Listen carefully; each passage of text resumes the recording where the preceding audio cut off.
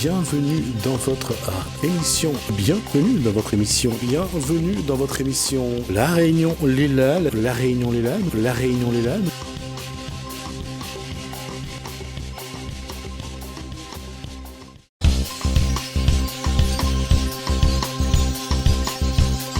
On passe à un sujet tout à fait différent. On va parler de ce qui, depuis 12 ans, porte les deux frères Moussadji. On est dans Cosmo Réunionnais. Bonsoir Salih Moussadji. Bonsoir. Retour sur le plateau et après cette affaire qui a eu lieu donc au mois de mai à Paris. On va juste rappeler la décision d'abord. Ils nous ont enlevé tout notre préjudice moral. Donc on a 0 €, on passe de 1,3 million à 0 €. Et au final, on est débiteur envers la Sogecor de 500 et quelques mille euros. Donc ça veut dire que si on n'annule pas la décision en cassation, on aura une dette à vie envers eux. C'est un véritable naufrage judiciaire. Et là, on peut le prouver, mais l'institution judiciaire a été détournée de son objet. D'accord, on va juste rappeler qu'il y a 12 ans, une affaire a commencé lorsque... On a été contraint de céder nos sociétés à la Sogecor par une collusion entre la BRED et la Sogecor. D'accord. Cette affaire dure depuis 12 ans. Vous avez déjà investi en avocat et en conseil... 700 000 €, je pense. Plus ou moins. Et la question, c'est qu'aujourd'hui, si on essaye de faire une analyse de cette affaire judiciaire et financière depuis 12 ans, vous ne serez pas objectif parce que vous êtes parti pris là-dedans, mais pour vous, parce que vous êtes face à quelqu'un qui a des moyens, alors que vous essayez de créer des entreprises, et sans porter préjudice non plus à votre concurrent, celui qui est votre adversaire dans cette affaire. Quelle est votre analyse de cette situation ? Et on voit que l'institution judiciaire, on est encore en époque post-coloniale, on voit bien que on a quelques grandes familles. C'est vraiment la bataille du pot de terre contre le pot de fer ? Oui, c'est exactement ça. Et le problème, c'est que on a la main mise sur l'économie de quelques familles réunionnaises, et que malheureusement, à La Réunion, tant qu'on est petit, ça va, mais quand on commence à grossir, à prendre des parts de marché, au monopole en place, soit on se fait racheter, soit on se fait éliminer. Et avec la complicité des réseaux financiers qui sont tenus, du réseau judiciaire également, et on voit bien que l'institution judiciaire, pour nous, est devenue un auxiliaire du pouvoir des puissants à La Réunion.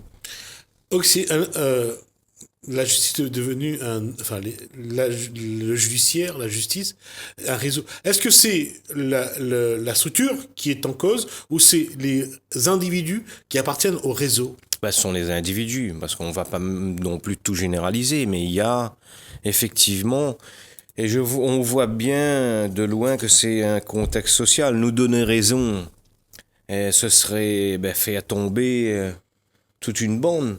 Donc on préfère sacrifier la justice, sacrifier 2 petits jeunes réunionnais qui pèsent pas grand-chose que d'aller secouer. Ça ferait trop de dégâts.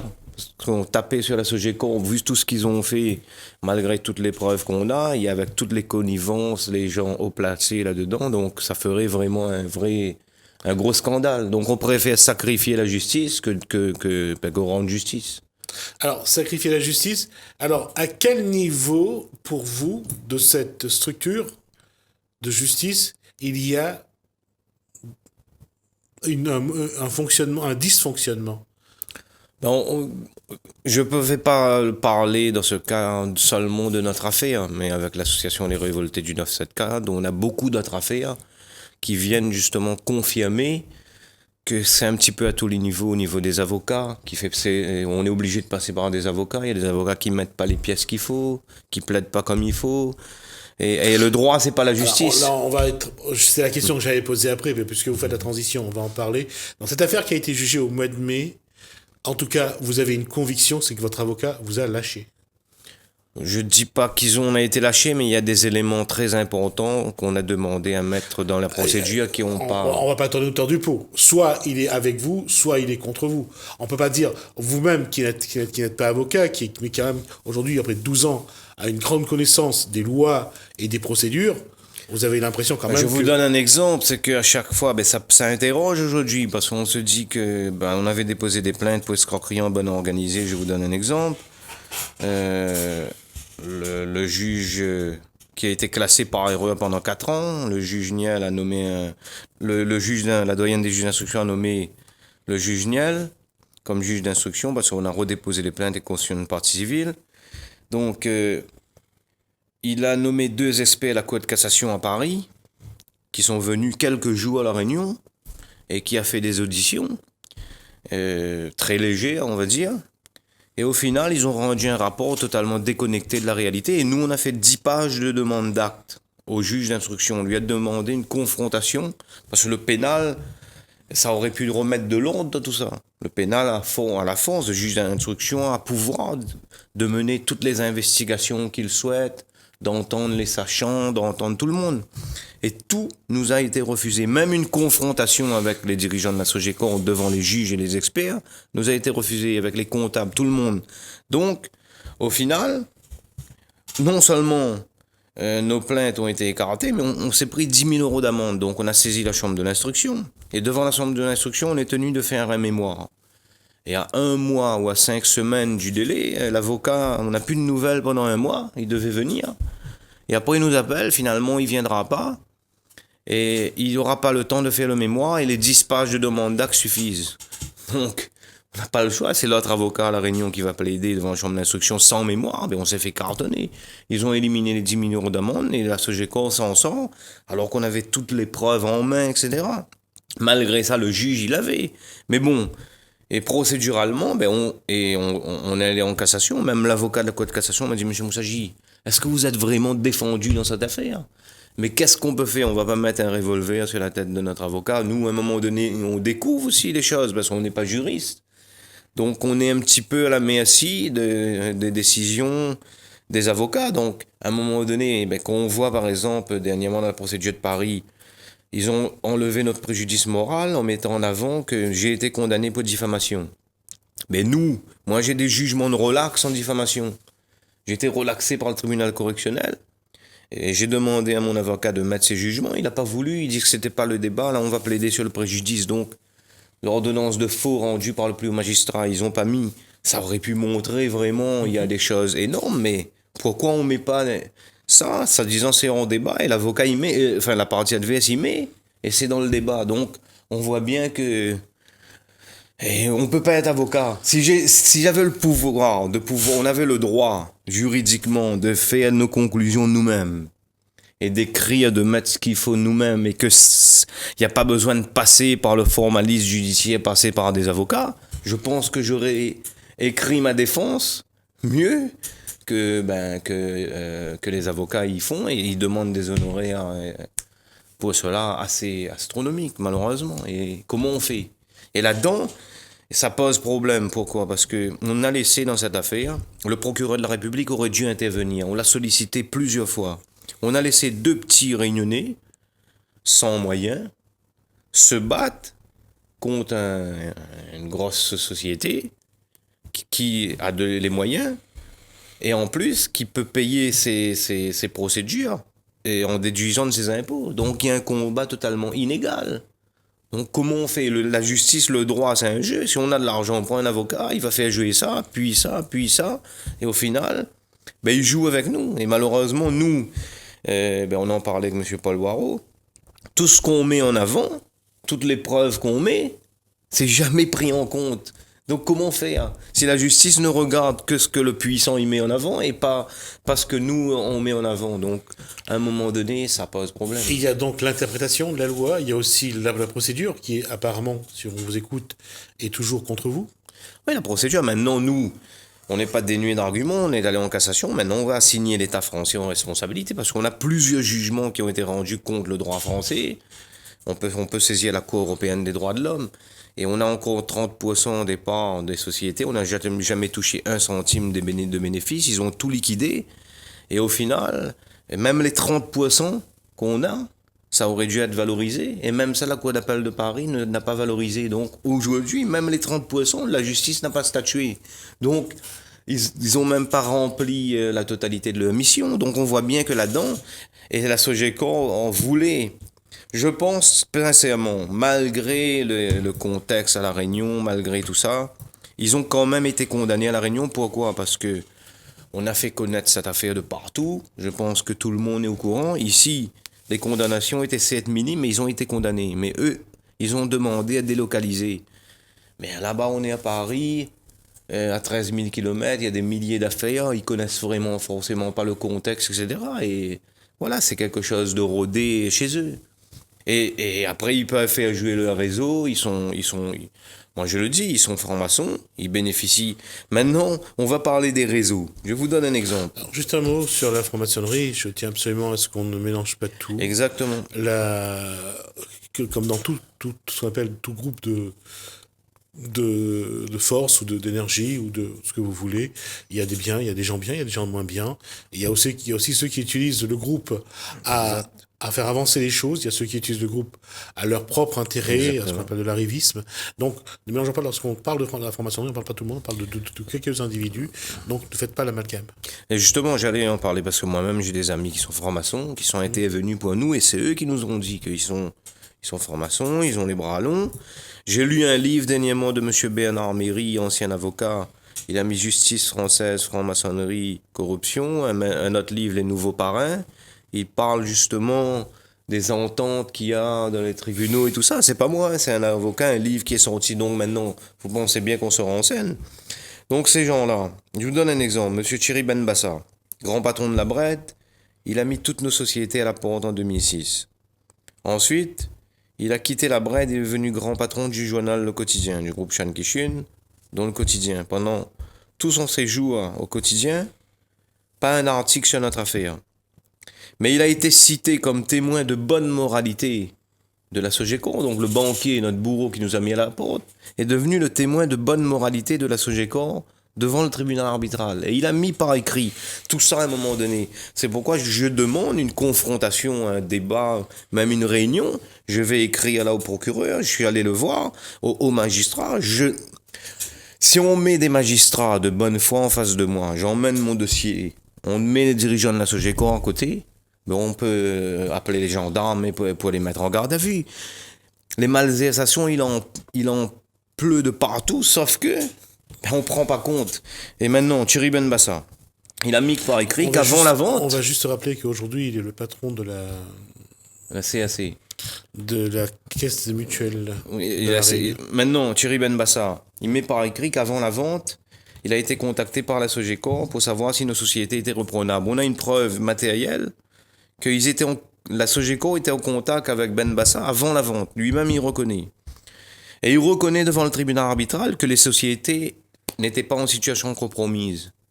Pourquoi ils ont mis dehors? Le banquier, il dit. Par contre, les experts à la Cour de cassation, ils viennent dire que les sociétés ont en difficulté. Donc, il y a déjà des contradictions, mais ça, on ne tient pas compte. Maintenant, Benbassa, c'est monsieur Dupuis qui avait fait un article par piston. Il est arrivé alors qu'il n'est pas le profil. Directeur de la CAC depuis quelques années. Et vous savez, j'ai vu une photo dernièrement dans un magazine pour l'inauguration de la nouvelle CAC, je sais plus. Vous savez, c'est qui le président de la CAC maintenant? C'est Arzu Mamadali, DG de la Sogeco. Voilà. Quand on parle de réseau, c'est caractérisé. Donc voilà. Aujourd'hui, Benbassa est directeur, le banquier, témoin de bonne moralité. Il passe à la CAC, directeur, et le président de la CAC, maintenant, c'est Arzu Mamadali, directeur de la Sogeco. On voit bien comment ces réseaux opèrent. Et ça, on peut m'attaquer pour diffamation. J'ai les preuves, j'ai les photos, j'ai tout. Là-dessus, c'est un fait, c'est une information. C'est pas une diffamation. Donc là-dessus, il peut rien contre. Mais la question, encore une fois, c'est que aujourd'hui, dans cette, j'allais paraphraser La Fontaine. Que vous soyez puissant ou misérable, les jugements de cour vous rendront blanc ou noir. Exact. La question aujourd'hui, on le voit, il y a le cas bien sûr des deux frères Moussadji, mais c'est pas le seul cas à La Réunion où le petit, je dis pas le créole, je dis le petit, qui face à quelqu'un de puissant, qu'importe les origines de ces personnes, le petit face au grand. La bataille est inégale. Inégal, ben on est perdant d'avance, même quels que soient les éléments qu'on va mettre en avant. Et la preuve, quand j'ai pu m'exprimer devant un tribunal correctionnel les dernières fois, on m'a donné la parole plus d'une heure, mais j'ai été relaxé pour bonne foi. Donc comment ça se fait qu'on dépose des plaintes par écrit où on dit qu'il n'y a rien, mais qu'on parle, on s'exprime devant un tribunal correctionnel, il y a relax. J'ai été condamné en appel sans audience, sans rien. Donc la Cour de cassation vient de casser le jugement parce qu'on avait une ordonnance de faux. L'affaire a été renvoyée devant la Cour d'appel, autrement composée. Mais j'aurai la parole là, dans les semaines à venir. Je vais expliquer toutes les dérives qu'il y a dans cette affaire. Maintenant, je vais expliquer aux entrepreneurs réunionnais de faire attention, d'être vigilants, parce que ça nous est arrivé. Je pense que c'est une mission de salubrité publique. Les jugements sont rendus au nom du peuple. Je vais vous montrer combien on s'est fait voler dans cette affaire. Déjà, c'est simple, il n'y a pas besoin d'être procureur. On cède le 23 octobre 2006 dans le cabinet de Maître Arnaud. Comme quoi c'est diabolique, c'est la délinquance financière en col blanc. Mais très simplement, on cède le 23 octobre 2006 dans le cabinet de Maître Arnaud.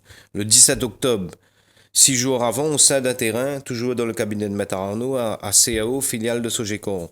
Mais ils font pas les chèques à l'ordre de M. Moussaji Salim Yassine, ils font le chèque à l'ordre de MDOI, Moussaji Distribution. Donc on met 210 000 euros sur la table cash pour la banque des gens. Plus 300 000 euros d'Exiga. On a mis 1 demi-million sur la table avant la vente de la Sogecor, plus 1,3 million de caution personnelle. Les sociétés dégageaient 596 000 euros d'excédent brut d'exploitation. On avait 400 000 euros d'accord au financement signé. Les sociétés reconnues parfaitement viables. MDOI, deuxième importateur de pneus à La Réunion. On avait des sociétés qui marchaient, les chiffres sont là. Et ça a été faussé par voie judiciaire, par expertise judiciaire. Comment ? Et je m'adresse aux magistrats, je m'adresse aux financiers, pas besoin d'être magistrat.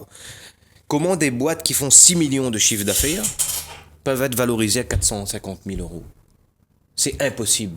Les chiffres sont là. Mais ils ont fait avaler la pilule à tous les magistrats, aux juges d'instruction. À un moment donné, qu'un magistrat financier m'explique comment des boîtes qui font 6 millions de chiffre d'affaires peuvent être valorisées à 450 000 euros. Alors que MDOI tout seul en 2006 fait 300 000 euros de bénéfices, la banque nous met dehors. On montre bien que c'est vraiment un coup monté. Maintenant, on cède le 23 octobre 2006 les sociétés dans le cabinet de Maître Arnaud. Ce jour-là, Maître Arnaud nous fait croire que la loi française lui interdit de remettre une simple copie des actes. C'était le rédacteur unique des actes. Il a été condamné à Paris ensuite pour avoir favorisé la Sogecor. Donc on reçoit les actes 2 mois plus tard, le 26 décembre. On va découvrir, c'est une clause d'escroquerie, je m'adresse au procureur parce que je vais envoyer de toute façon.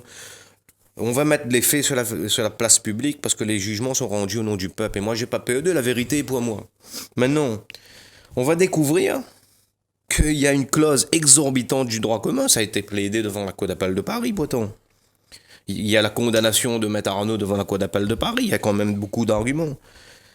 L'entrée en jouissance par la Sogecor se fera rétroactivement au 1er juillet. Donc on cède le 23 octobre, mais ils prennent le contrôle au 1er juillet. Juillet, août, septembre, octobre, rien que sur cette période, ils nous pompent 1 demi-million d'euros. Juste par une clause de Maître Arnaud. Mais comme au final, le prix des sociétés, ils ont obtenu par une justice privée, un tribunal arbitral, pour 450 000 euros. Donc, non seulement les 450 000 euros, ils ne nous ont pas payé nos sociétés avec l'argent de la Sogecor, mais ils nous ont payé nos sociétés avec la clause de Maître Arnaud sur les 1 demi-million qu'ils nous ont volés.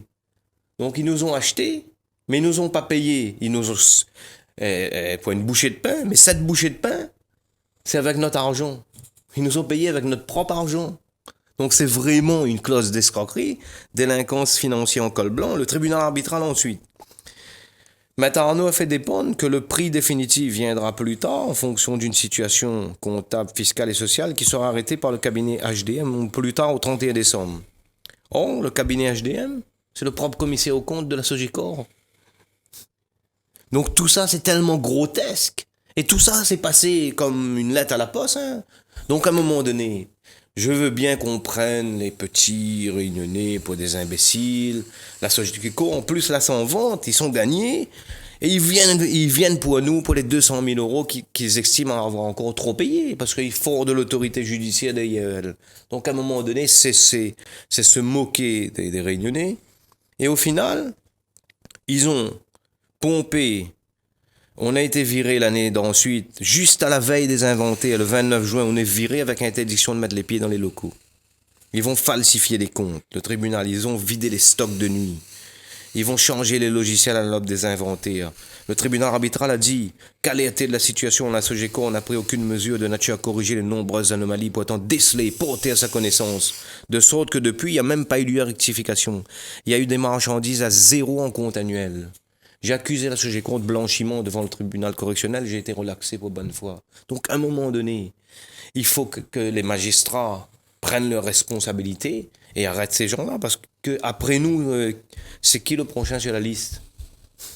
C'est qui le prochain sur la liste? Parce que s'ils volent en impunité et qu'au final, la justice les récompense, c'est une récompense qu'ils ont eue à Paris. Parce qu'on est débiteur envers eux. Donc, à un moment donné, quand la vérité sera connue de ce qu'ils ont fait, comment les juges ont cautionné ça, ont PMI tout ça, donc à un moment donné, je pense que les gens vont se rendre compte d'eux-mêmes à quel point ce sont des... Maintenant, pour finir, 2 centres auto, 524 000 euros d'investissement, tout équipé, clé en main, loyer bon marché, à Saint-Joseph et au Camélia, une des sociétés. On avait 7. Vous savez, ils ont payé combien, monsieur Ramoudou? Moi, j'ai déjà dit, mais ils ont fait 2 chèques de 1 euro chez Maître Arnaud. Prix provisoire. 2 chèques de 1 euro que les Réunionnais, la Sogeco nous a acheté 2 centres auto, 524 000 euros d'investissement, 2 chèques de 1 euro. Prix provisoire. Et prix définitif, la vente actif moins passif. Donc, ils ont minoré l'actif.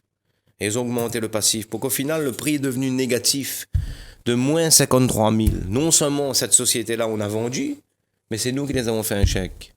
Et les magistrats, ils disent « Ah, circulaire, rien à voir, vous êtes des mauvais perdants. » Donc, à un moment donné, se faire voler, ça fait 12 ans. On met des preuves sur la table, on met tout, ils veulent pas écouter. Donc, à un moment donné, je pense qu'il y a des nouveaux magistrats également qui sont arrivés. Donc, je veux justement les alerter parce que je pense pas que toute une juridiction peut être influençable non plus. Je pense qu'il y a aussi des nouveaux magistrats. Donc, c'est à nous de les alerter, de les informer et de mettre un petit peu les preuves sur la table. Et on n'a pas le choix. Aujourd'hui, la seule voie qui nous reste, c'est de mettre la vérité sur la place publique. Et je remercie votre antenne de nous donner la parole, parce qu'on n'a pas vraiment, il n'y a pas qui nous donne la parole vraiment à La Réunion. Et c'est une bonne chose, et tout mon soutien à Télécréole, et j'invite tout le monde à soutenir justement Télécréole qui donne la parole aux Réunionnais. Salim, on a déjà dépassé le temps, mais je vais quand même poser une question. Le prochain rendez-vous pour Salim Moussadji et son frère, c'est quand? On attend la date pour la cassation. On est en train de regarder, les avocats sont en train de regarder. D'accord. Et puis on va assigner l'État. L'assignation est quasiment terminée, donc il y aura une assignation contre l'État dans les semaines à venir. D'accord, on aura l'occasion d'en parler, on reviendra en profondeur là-dessus. Salim Moussadji, merci de nous apporter ces informations-là. Je pense que c'est Jean de combat, on en a parlé déjà pas mal ici, on en parlera encore, puisque on interroge également les révoltés du 974, tous ceux qui sont victimes d'une structure, de réseau, et qui souvent perdent leurs biens, perdent aussi la vie dans ces genres d'événements. Merci à vous de nous avoir suivis. Et comme merci à vous. Salim Moussadji, ne pas oublier qu'on compte sur vous également. On a besoin de vous pour continuer. Merci à vous pour votre générosité. Moi, je vous donne rendez-vous demain. À bientôt. Bienvenue dans votre émission. Bienvenue dans votre émission. Bienvenue dans votre émission. La Réunion, les LAN. La Réunion, les LAN. La Réunion, les LAN.